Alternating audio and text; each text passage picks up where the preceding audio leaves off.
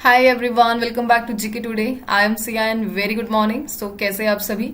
यहाँ पे हम 5 जुलाई के मोस्ट इंपॉर्टेंट करंट अफेयर्स को डिस्कस कर रहे हैं। आज जो टॉपिक हम डिस्कस करने जा रहे हैं, एक मेजर फ्रेमवर्क को हम डिस्कस करेंगे, दैट इज रीक्लेम, जिसे रिसेंटली कोल मिनिस्ट्री ने लॉन्च करा एंड कोल मिनिस्ट्री की अपडेट्स को हम यहाँ पे डिस्कस करेंगे। इनके नेशनल मिशन क्या है उन्हें आज हम डिस्कस करेंगे। And highest civilian award recently PM Modi को दिया गया बिकॉज वह रिसेंटली गए हैं 5 नेशन की विजिट पर, बिकॉज ब्रिक्स समिट यहाँ पे चल रही है। सो इसे हम डिटेल में आज डिस्कस करेंगे। इंडिया का first digital house address project यह किसने लॉन्च करा, एंड इंडिया का फर्स्ट इंडिजिनस फोटोनिक रडार यह कहां से एसोसिएटेड है। First national conference of urban local bodies PM Mitra scheme को हम डिस्कस करेंगे। एनसीबी अगेन न्यूज में रहा बिकॉज एक अदर ऑपरेशन इन्होंने लॉन्च करा है। बिहार की एक मेजर स्कीम को हम डिस्कस करेंगे। उत्तर प्रदेश का first zero dump city model को हम डिस्कस करेंगे। एंड रिसेंटली बांग्लादेश ने एक न्यू नेशनल डे डिक्लेयर करा है बिकॉज इनकी जो अंतरिम गवर्नमेंट है उनका 1 साल कंप्लीट हो गया है। एंड रिसेंटली आरबीआई की ईडी कौन अपॉइंट हुए हैं, ये सारे क्वेश्चन इस सिंगल सेशन में हम डिस्कस करने जा रहे हैं। And the most important The first one, reclaim framework is an initiative of which ministry? So एक मेजर फ्रेमवर्क को हम डिस्कस करें, दैट इज reclaim, और किस मिनिस्ट्री का यह इनिशिएटिव है, and that is the ministry of coal. So recently जो coal cabinet minister that is G Kishan Reddy, इन्होंने 4 जुलाई को इस फ्रेमवर्क को लॉन्च किया था, द रिक्लेम फ्रेमवर्क। यहाँ पर इसका full form that is revitalising ecosystems and communities through local action for inclusive mine closure. यानी कोयले की खदानें अगर बंद हो जाती है तो उसका इम्पैक्ट क्या है कम्युनिटी पर और इकोसिस्टम पर, और उसे कैसे रिस्टोर किया जा सके, उसके लिए इस फ्रेमवर्क को रिसेंटली अपनाया गया है। सो बेसिकली इस फ्रेमवर्क के थ्रू एक कम्युनिटी प्लान को बनाया जाएगा, और उसके लिए जो मिनिस्ट्री ऑफ कोल है इन्होंने एक इंस्टीट्यूट के साथ कोलैब करा, that is heartfulness institute, so that mine closure के जो इफेक्ट्स है उसे एड्रेस किया जा सके, क्लाइमेट को बचाया जा सके, और जो लोकल लाइवलीहुड है उन्हें सेव किया जा सके, उनकी जो जीविका है वो इम्पैक्ट ना हो। ओवरऑल कोयले की खदानें का इम्पैक्ट क्या है, इनसे अगर ये बंद हो जाती है तो उसे रिस्टोर किया कैसे किया जाए, उसके लिए इस फ्रेमवर्क को लाया गया है, the reclaim framework by the ministry of coal. Overall हम यहाँ पे डिस्कस करेंगे the coal sector of India. India की क्या रैंक है कोल प्रोड्यूस करने में, कंज्यूम करने में, कितना स्टॉक है हमारे पास, रिसेंटली कोई स्कीम है जो कोल सेक्टर से एसोसिएटेड है, कोई मिशन है नेशनल मिशन, ये सब हम यहाँ पर डिस्कस करने जा रहे हैं। So first of all India second largest coal consumer and producer है आफ्टर चाइना। फर्स्ट चाइना है, सेकेंड हम स्टैंड करते कंज्यूमर कैटेगरी में भी और प्रोड्यूस करने की कैटेगरी में भी। इवन हम हमारा most of the coal import करते हैं अदर नेशन से, बिकॉज हमारा जो कोल है वो अच्छी क्वालिटी का नहीं है। हमारे कोल में जीसीबी जो वैल्यू है वो काफी लो है।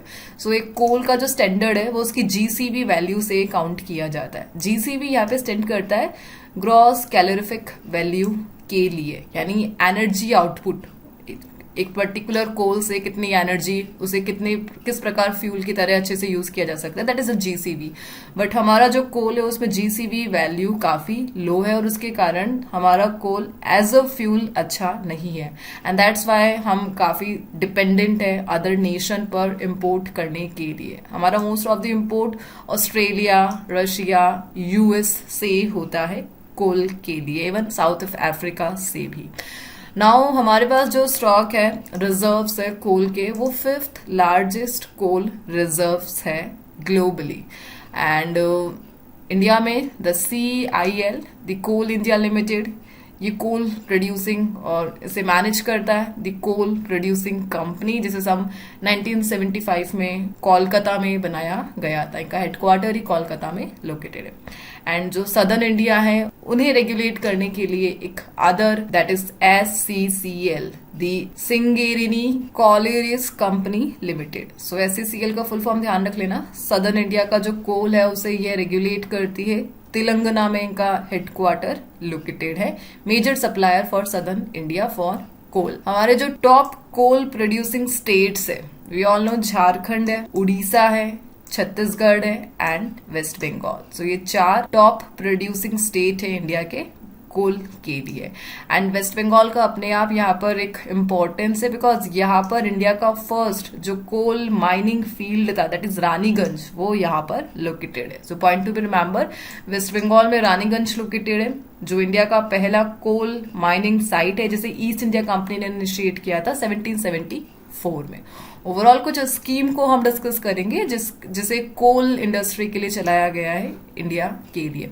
द फर्स्ट वन, एक पॉलिसी आई थी 2012 में, that is coal blending policy, यानी हमारे इंपोर्ट को रिड्यूस करने के लिए हमने एक पॉलिसी बनाया जिसके तहत हम हमारे कोल को इंपोर्टेड कोल में मिक्स करेंगे 10 to 15%, सो दैट हमारा कोल भी यूज किया जा सके और इंपोर्ट को कम किया जा सके। सो उसके लिए एक पॉलिसी 2012 में इसे लाया गया था।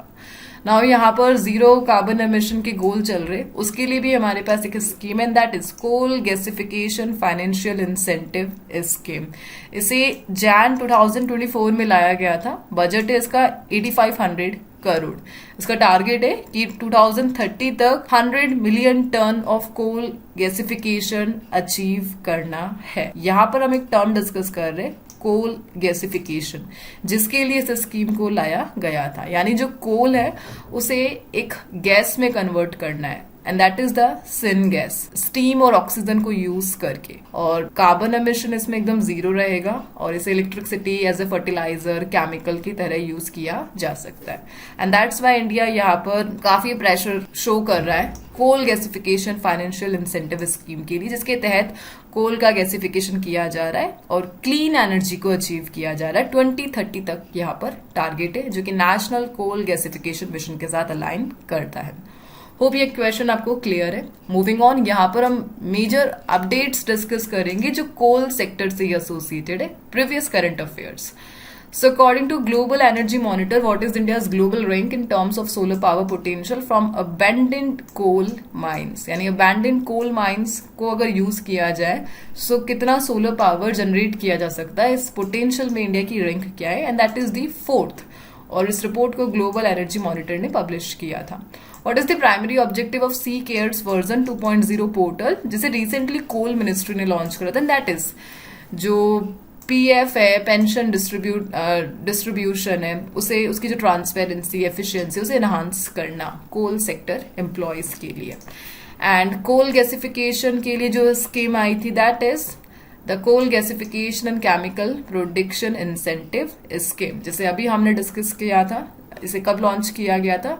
2024 में, एंड 2030 इसका टारगेट है। इसका जो बजट है वो 8500 crore. What is the name of the revised scheme approved by the cabinet committee on economic affairs for coal allocation to power sector, and that scheme is Shakti scheme. यहाँ पर कैबिनेट ने approve करी है। कोल माइनर डे यह कब observe किया जाता है? 4 मई को एनुअली ऑब्जर्व किया जाता है। रानीगंज से ही एसोसिएटेड है। जब ईस्ट इंडिया कंपनी ने अपना फर्स्ट जो कोल माइनिंग है वो इनिशिएट करी थी, उसी से यह डे एसोसिएटेड है।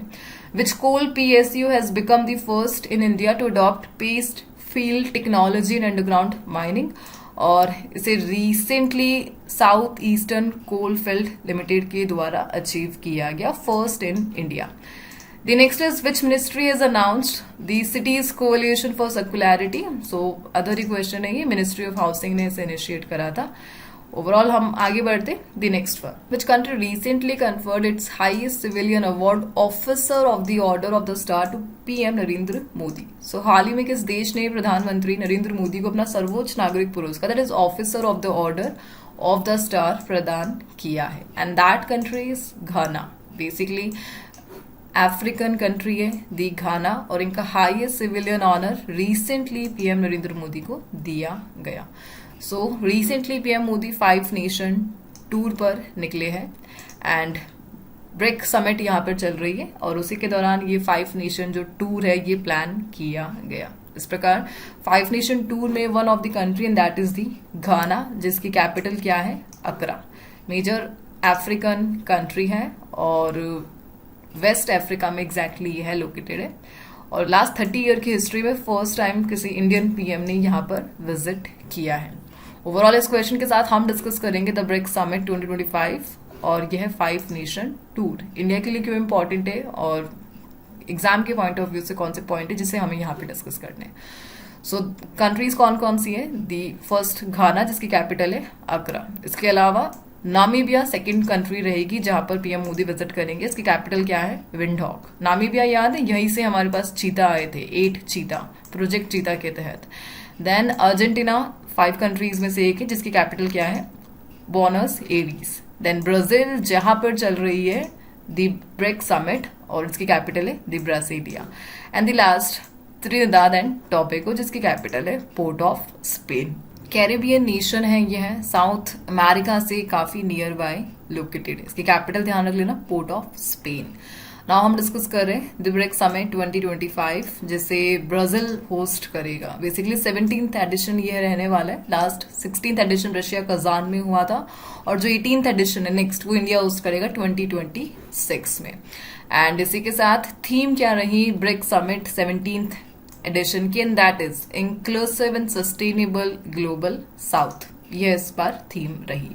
एंड न्यू मेंबर्स कौन है ब्रिक के? And they are Egypt, Ethiopia, Iran, Saudi Arabia, UAE and total at present 10 member है ब्रिक के। चाइना इसे अटेंड नहीं करेगा, पुतिन वीडियो कॉल के थ्रू अटेंड करेगा जस्ट बिकॉज आईसीसी ने उसके अगेंस्ट में वारंट निकाला हुआ है। ओवरऑल इस सिविलियन ऑनर के साथ पीएम मोदी के पास अभी तक 24 कंट्रीज से सिविलियन ऑनर्स आ चुके हैं, the highest for any Indian leader ever. Moving on, यहाँ पे हम डिस्कस कर रहे हैं ब्रिक्स से ही एसोसिएटेड कुछ further question and they are which country has officially joined BRICS as a partner country in June 2025 and that is Vietnam. Which country is the host of 12th BRICS Parliamentary Forum in 2026 और India इसे host करेगा। Even 2026 में जो BRICS summit होगी उसे भी India host करता नजर आएगा। 11th BRICS parliamentary forum Brazil, उसमें इंडिया से कौन रिप्रेजेंट कर रहा है? And that is Lok Sabha speaker Om Birla ने रिप्रेजेंट किया।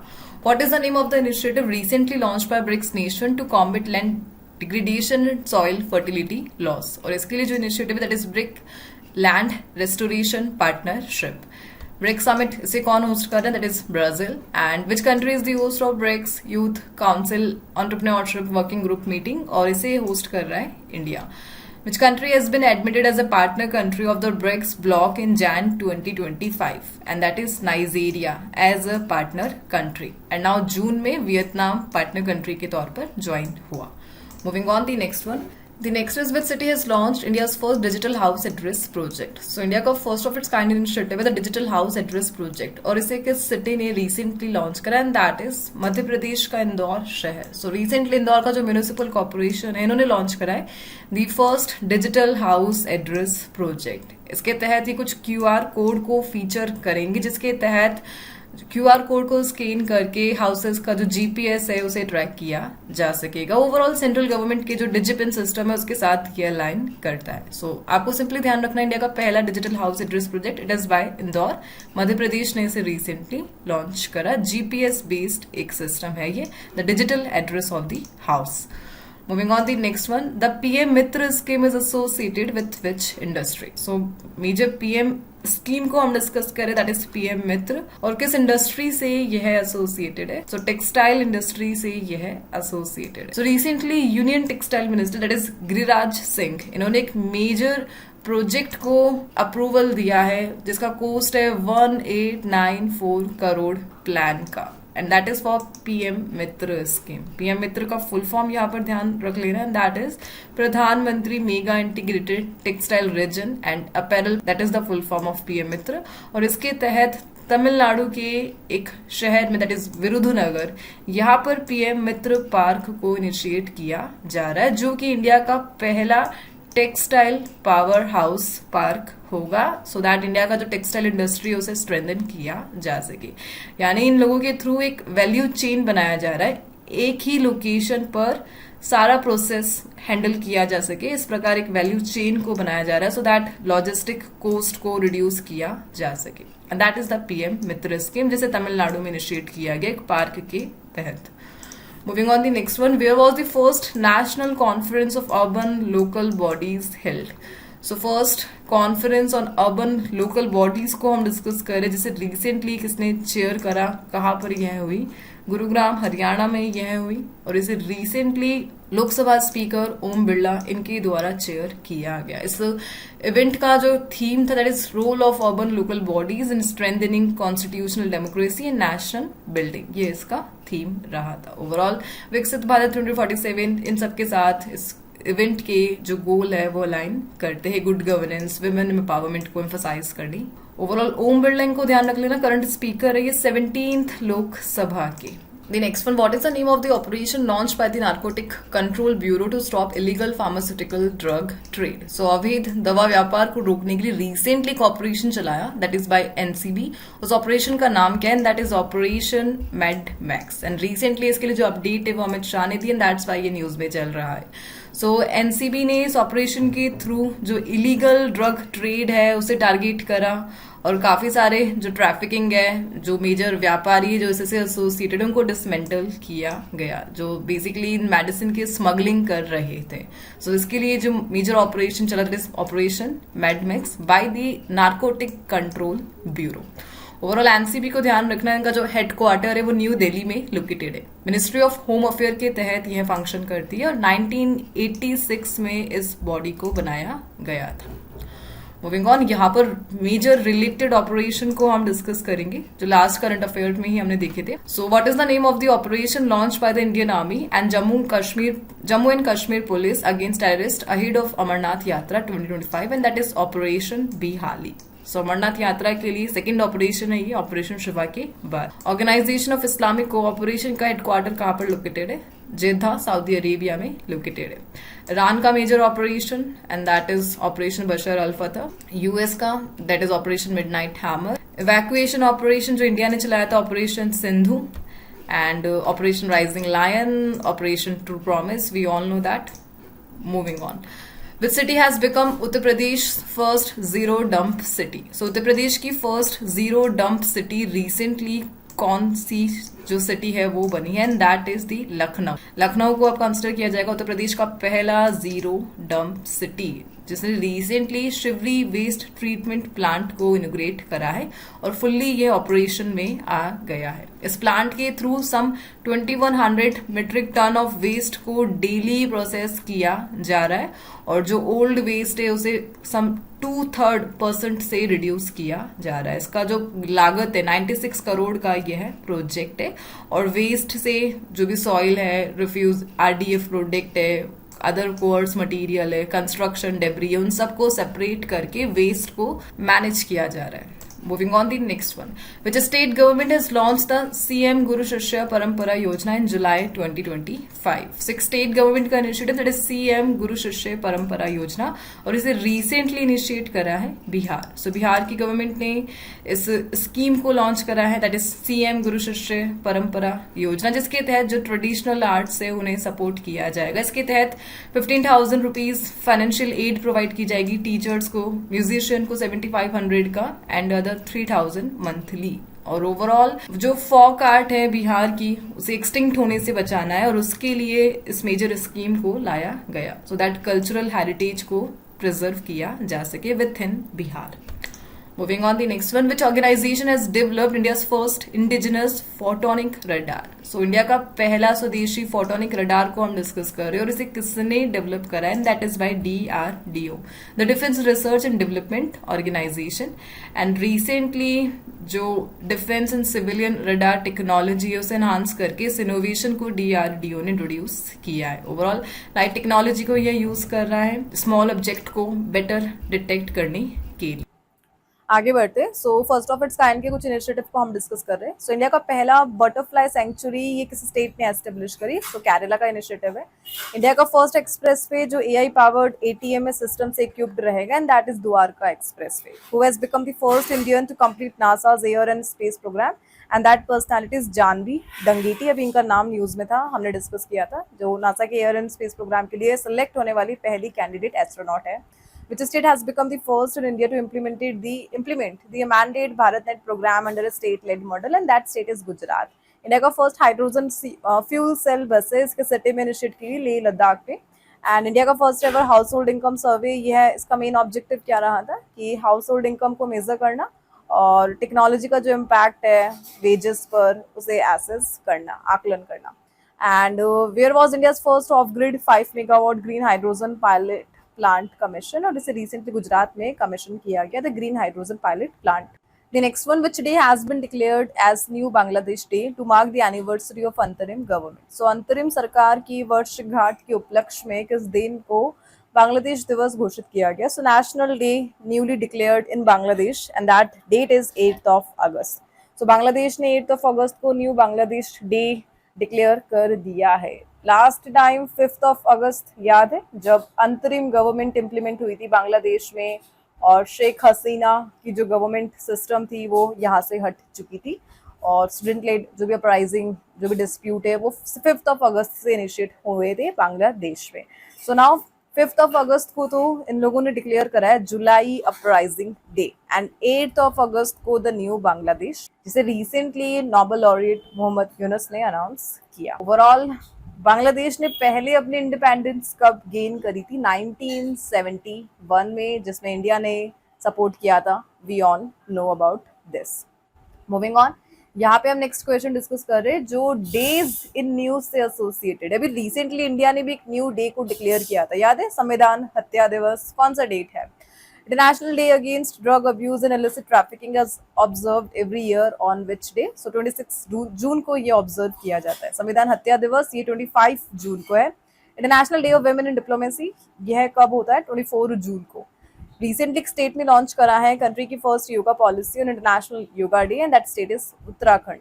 इंटरनेशनल ओलंपिक डे 23 जून को एनुअली ऑब्जर्व किया जाता है। वर्ल्ड रेन फॉरेस्ट डे 22 जून को, एंड इंटरनेशनल योगा डे, इसकी थीम क्या रही थी? Yoga for one earth and one health, and international yoga day 21 जून को ऑब्जर्व किया गया। Moving on the next one, who has been appointed as ED of Reserve Bank of India in July 2025? So RBI के recently ED कौन appoint हुए? That is K. Savan Ramachandran. So इनका नाम ध्यान रख लेना। New appointment as the ED of RBI। ED का काम क्या होता है? सो बेसिकली एक CEO की तरह ये काम करते हैं जो vision and strategy daily basis पर रेगुलेट करते हैं RBI में। सो 1 जुलाई से ये ऑफिस ज्वाइन कर चुके हैं एंड डिपार्टमेंट ऑफ रेगुलेशन को यह मैनेज करेंगे। इससे पहले कैनरा बैंक बोर्ड को यह हैंडल कर चुके हैं RBI की तरफ से जो नॉमिनी है मोर देन 5 ईयर तक। ओवरऑल सिंपल एस के सवन Ramachandran the ED of RBI recently. Moving on, हम मेजर RBI से रिलेटेड अपडेट्स को डिस्कस कर रहे हैं यहाँ पर जो हाल ही फिलहाल भी न्यूज में थे। जस्ट लाइक अभी एक रीसेंट कंपनी को RBI ने एक स्टेटस दिया था, याद है? दैट कंपनी फ्लिपकार्ट, क्या स्टेटस मिला था? सो विच has become the first major Indian e-commerce company to receive a non-banking financial company license from RBI, and that is Flipkart. And RBI का state of economic report, उसके according India की जो projected growth rate है that is 6.7%। Mobile application जिसे recently RBI ने launch करा है and that is RBI data. RBI की report the GDP growth 6.6% 24-25 fiscal year के लिए, और ये 25-26 फिस्कल ईयर के लिए रही। सो आज इस सेशन को हम यहाँ पर एंड करते हैं। आज के जो क्विज के क्वेश्चंस है वो मेजरली रिलेटेड है अवार्ड इन न्यूज कैटेगरी से, जिसका आंसर आपको कमेंट बॉक्स में प्रोवाइड करना है। एंड हम मिलते हैं नेक्स्ट सेशन के साथ। Till then, please do revision and take care. For more information, you can check the description box just below the video. And यहाँ पे मैं एक्चुअली डेली बेसिस पे PDF नहीं प्रोवाइड कर रही हूँ टेलीग्राम पर। आप सिंपली स्क्रीनशॉट ले सकते हो, जिस प्रकार मैं भी स्क्रीनशॉट लेकर ही टेलीग्राम पर अपडेट करती थी, बट कुछ पॉलिसीज के कारण मैं नहीं कर पा रही हूँ। आप सिंपली स्क्रीनशॉट ले सकते हैं। So thank you for watching. मिलते हैं नेक्स्ट सेशन के साथ। Till then please do revision and take care.